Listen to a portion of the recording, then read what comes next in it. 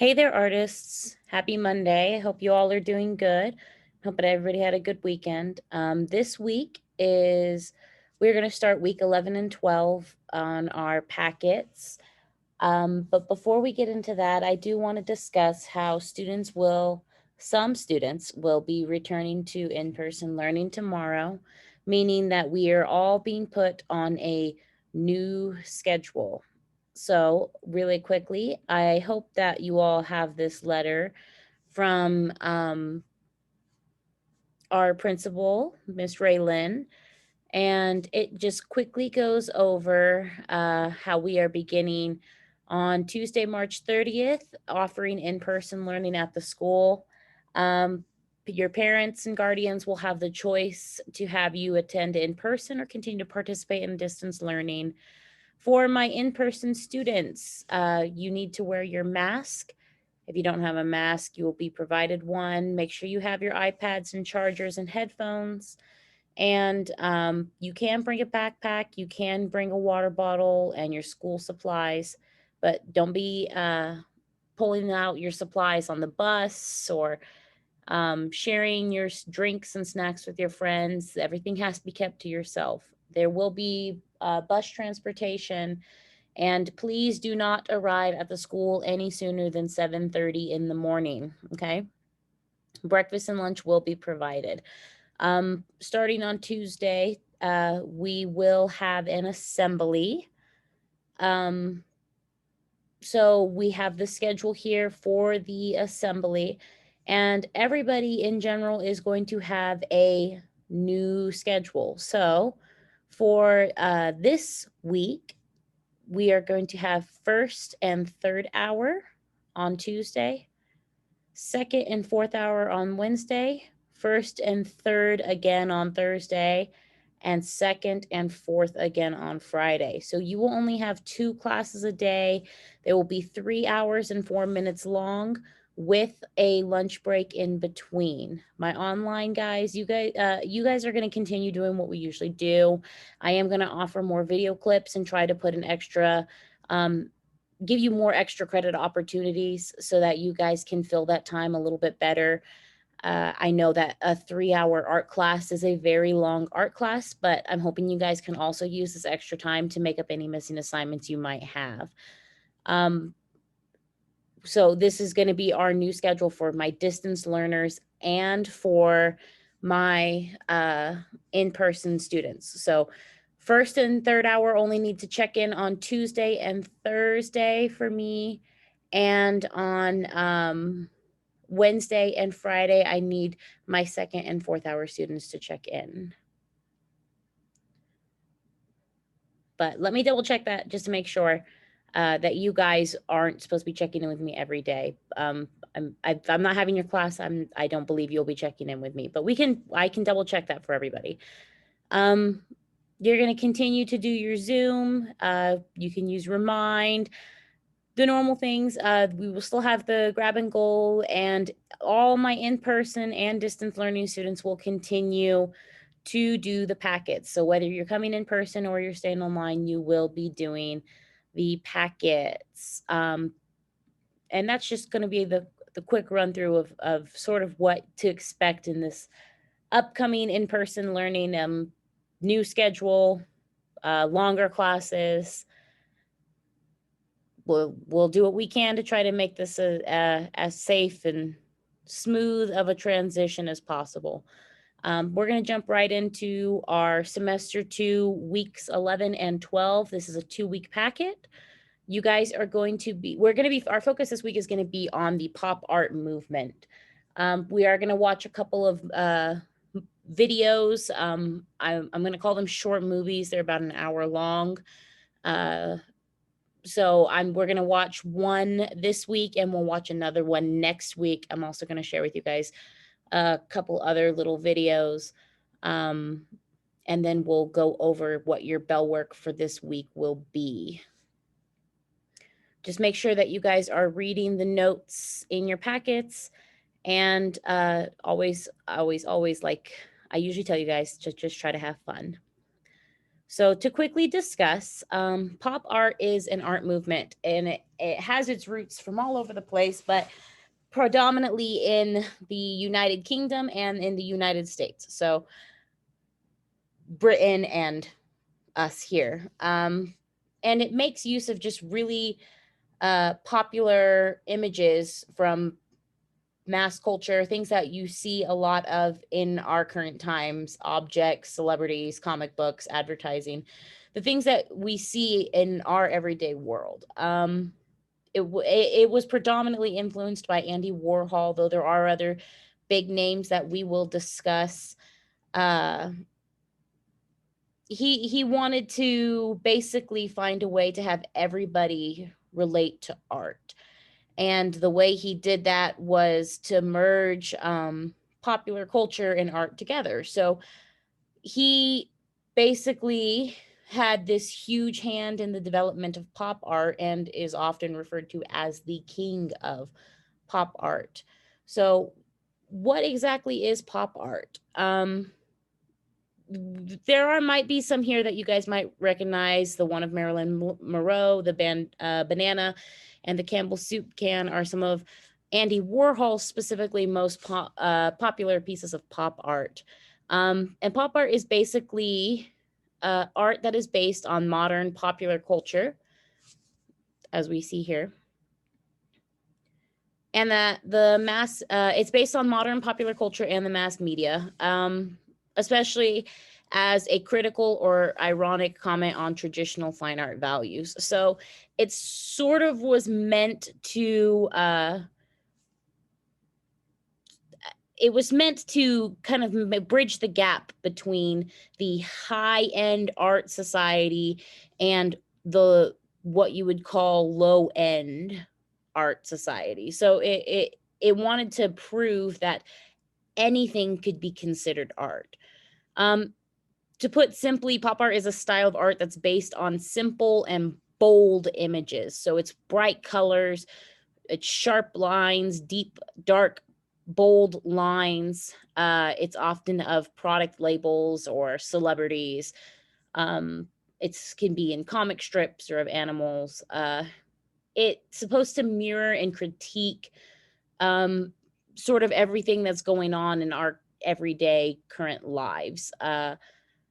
And it because it did so often reference popular culture, um, it derived its name and became pop art, popular.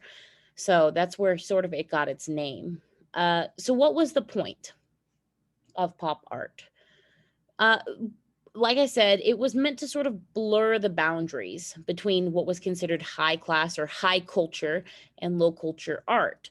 The concept that Andy Warhol wanted to get across was that there was no hierarchy of culture in the art world and that artists could borrow from any source, whether that was a box in a grocery store or a famous painting. Um, and be able to create a beautiful piece of art. Uh, the whole idea was to, pop art was the first movement to really declare that things such as commercials and advertisements were forms of art. A lot of people think that pop art sort of kind of died out, but if you actually look, a lot of it still lingers just in sort of different formats today. So, pop art is essentially a type of art that provides commentary on events that are currently going on, current events, and on consumerist culture. It tackles current events, popular topics, economy, and basically anything that's controversial. So, it could be politics, it could be religion, it could be literally anything that somebody could throw a fight about. Somebody could get into a fight about it. And while it can be argued that pop culture really didn't progress much past the 1970s, we still see a lot of it present in sort of a lot more modern artwork. It hasn't fully disappeared. We see its influences in everything we do now. Even memes are forms of are sort of more evolved forms of pop art. They're usually bright, colorful, bold lettering, and they usually make a comment on some sort of current event going on. So for your guys' project, what I do intend for you guys to do is you're going to be creating your own piece of pop art. As usual, my drawing students are going to paint, or my drawing students, you guys are going to draw your pieces, and my painting students will paint. You'll get 10 points for the description of your piece, and then you'll get 30 points for the actual final pop art piece. The description is going to be right here. It's going to ask you a few questions, and you just need to answer these, and that's going to be for your first 10 points. And then your pop art can be put in this box, or you can do it on your own separate piece of paper. The same as usual, guys. We'll come back up here. All right, so your guys' project, this one will be due on April 14th. As always, it's the Wednesday following the week that we finish the project. So Wednesday, April 14th, that's 2 weeks from now. You guys should have plenty of time to be able to complete this. Hopefully have plenty of understanding about it. By the time we are through, like I said, we will be watching a few videos. I'm going to show you guys one just now in a second here. And a couple of examples that I did, and we can kind of discuss those. And really quickly, I'm going to show you guys, you do have these same examples in your packet, but these are just some step-by-steps on some, to kind of give you guys some idea of what you can do with your pop art, not necessarily a requirement. But one common characteristic of pop art is repetition. So images can repeat one after another. It's easier to do on a plane or a T-chart. It allows you to kind of have even spaces between your similar images. Again, this isn't required. This is just one option that you can do. It's sort of a step-by-step on how you would create a similar, it doesn't have to be identical, but a similar image over and over again. And it's often done in different colors, which I know this is in black and white, but normally you would see that it would have different colors. Same here, sort of same idea. There's also bold colors or bold images with lines and patterns that don't necessarily have to have color. It could just be black and white. These are very simple versions. I want you guys to give me something with a little bit more detail, a little bit more complex. Really give it some thought. Plan out what you're going to do. And then there's always the option of playing with line. You can have sort of the 3D image look where your image is kind of coming off the paper, and give it like interesting colors and patterns to sort of give it that 3D effect, often pinks and blues and or reds and blues to give it that sort of 3D effect. To cover some of the most important things to remember when making your pop art is to make something original. Okay, guys, I prefer when you guys are unique and creative and really kind of express what you guys are wanting to create. Make it pop. It's called pop art for a couple of reasons. One, it's popular, and two, it is bold. So make it pop, use bold color, use bold lines. Your art is supposed to be making a statement, so make sure it's a loud one, okay? You're gonna pick a subject that ties into our modern culture. So you wouldn't necessarily be like, let's say you chose to do a celebrity, you wouldn't be creating a picture of Michael Jackson or Billy Joel. You would be creating maybe a portrait of Billie Eilish or Post Malone, any of the K-pop idols that you guys are all into. That would all be great. If you're going to use current events, obviously things like the pandemic or more recent political news can always be used, or even popular imagery such as like Baby Yoda, Among Us, any kind of popular meme that is out. All of these things work in pop art because they are immediately recognizable and part of our current culture, our current the things that we're currently seeing in our day-to-day lives. So it would be something that would be immediately recognizable to this generation, to people who are out and about and living their lives now. Again, this could even could be even products that you guys are used to seeing, Dutch Bros or a certain kind of energy drink or vehicles. Could be books or anime or newspapers. Any of that is fine. You guys just remember to make it pop, be original, and try to come up with a cool and unique idea that you guys can be proud of. And then, like I said, you'll have your description and you will have your final project. And at the end of this, you guys will have earned yourself 40 points. So I'm going to stop rambling. I've gone on a little longer than I usually do with you guys. There's a lot going on this week with students coming back. This isn't the end of the video, so don't run off yet. You guys are going to go ahead and watch a real quick video. Let me go ahead and get to it for you guys.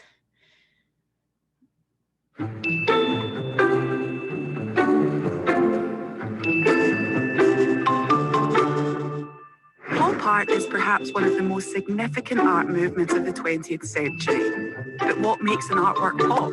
And who were the pop artists? You might recognise some of its most famous names, like American artists Roy Lichtenstein and Andy Warhol. We'll learn more about them later, because our story starts in London, 1952. A group of young avant-garde artists, writers and architects, including Scottish artist Eduardo Palozzi, formed the Independent Group. The group wanted to challenge the art world and was interested in the relationship between popular culture and the visual arts. Palozzi led the charge, giving an important presentation where he showed advertising, comic strips and assorted graphic images from American magazines. Inspired by these images, the group wanted to create art that was inclusive and which had mass appeal. Palozzi had already begun to create collages using some of these images in works like I Was a Rich Man's Plaything, 1947, from the series Bunk.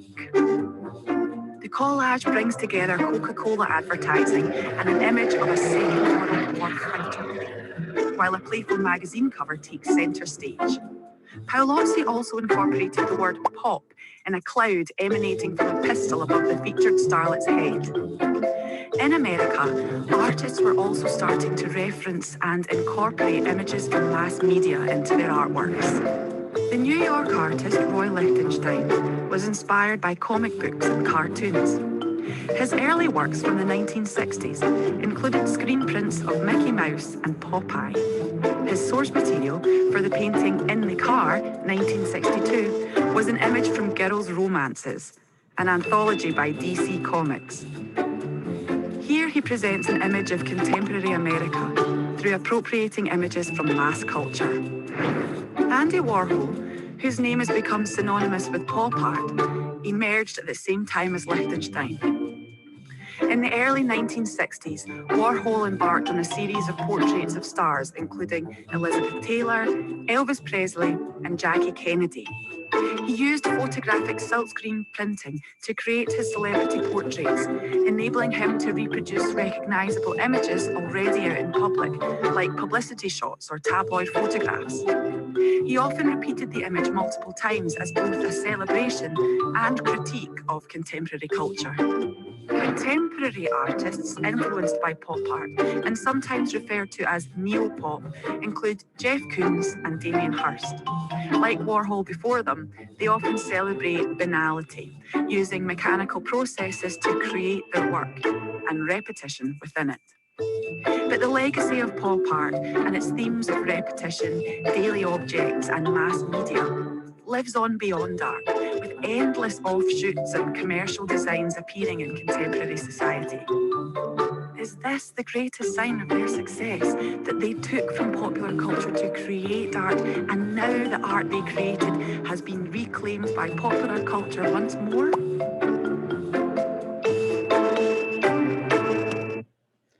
All right. So that was just, again, a quick run through of sort of to give you guys a better understanding of what pop art is. Now, I do have a couple quick 30-second example videos that I put together for you guys. This first example is of, here we go. This first example is of I'm sure you guys, a lot of you guys, remember the event that happened a few months ago with the twisted tea. Okay, I'm not sure how many of you know about it, but to simplify the story for anybody who doesn't maybe know about it, is a person in a store started to make racial comments towards somebody else, and the person on the receiving end of these comments ended up hitting the person making the comments with the twisted tea can, um and without maybe necessarily intentionally doing so, the twisted tea can sort of became a symbol um of anti-racism in our popular culture. It started popping up in memes, it flooded Facebook, it flooded TikTok, flooded everything. So the twisted tea can is the idea I decided to go for in creating my example, because it was such a popular image during this 2020 2021 um sort of mayhem that we've been going through. So to kind of just, I wanted to show you guys sort of an example of how I would decided to create the twisted tea can. And I did choose to stay true sort of to its colors. But I wanted it to be more bold. And I did try to incorporate the dots, as you can see here, that are often seen in pop art images. And then, of course, the really bold lines. So I wanted the bright colors, the bold lines, and ended up with this piece. It's not very big, not anything crazy, but this is kind of what I'm looking for from you guys. Create a piece that's bright and colorful, that kind of gives you the idea of something that would be immediately recognizable in today's times. Another example that I'm going to show really quickly is a painting, because this one I drew, so obviously from my drawing class. The other one that I'm going to show is a painting that I did of another popular thing that has been hanging around in 2020 and 2021, is Among Us, which I decided to do a quick watercolor painting for. And again, it's a popular visual, something that everybody has seen. I again decided to go for the bright colors, the yellow background against the bright red, and then did the big black bold line that goes around him. And then by the end of it, I decided that I even needed the spots, just kind of give it that more pop arty feel. I did this on a rather large piece of paper. I wanted it to be bigger and really kind of had the chance to play with it a little bit, for my students that are coming into the in-person classes. If you guys will be doing your projects on larger sheets. You guys are going to be in person, you'll have better access to certain supplies, so you guys will be doing your projects on larger sheets of paper. I want to have nice big bold pieces of pop art from my students that are coming in person. And those were just the kind of real quick examples. I do not have your bell work written down right now. I will send it out in Remind and an email, a written version, but I am going to just tell you guys very quickly what your bell work is going to be for this week. And what your bell work is going to be, hold on one moment. Here we go.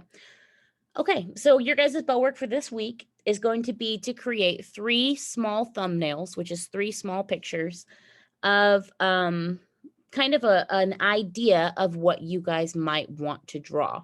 So give me 3 different ideas. you draw 3 different small pictures. You can draw them on the same piece of paper right next to each other in a little square, of 3 ideas of what you could create for pop art. And again, you guys have all week to do this, so don't stress about it. Don't rush through it. I will send a written version of the bell work to you guys in email and on remind. But give that a think. Think it over, and you guys try to tell me maybe what are 3 ideas that you could do. This is sort of like the draft before your big project. Because it is 3 different little drawings that you guys are going to do, I will award 15 points for it. So it will be 5 per drawing, 5 points per drawing. You guys usually only have 5 points for your bell work, but this bell work is going to be worth 15 points. So make sure you guys take care of it. Other than that, beginning tomorrow, I'm going to share the movie that I was discussing. It will be talking about Andy Warhol, again, who is considered sort of the king of pop art. And then next week, we will be discussing a little further about Roy Lichtenstein, who is also an incredibly influential artist in the pop art movement. Like I said, this is a 2-week project, so we will have plenty of time to cover those 2, and hopefully you'll have learned something interesting about pop art by the end of this. Other than that, I hope you guys have a great day. Make sure you are working hard, and don't forget about the schedule change tomorrow. Do your guys' best, check your letters, work on your packets, and know that you can contact me if you have any questions. Have a great day.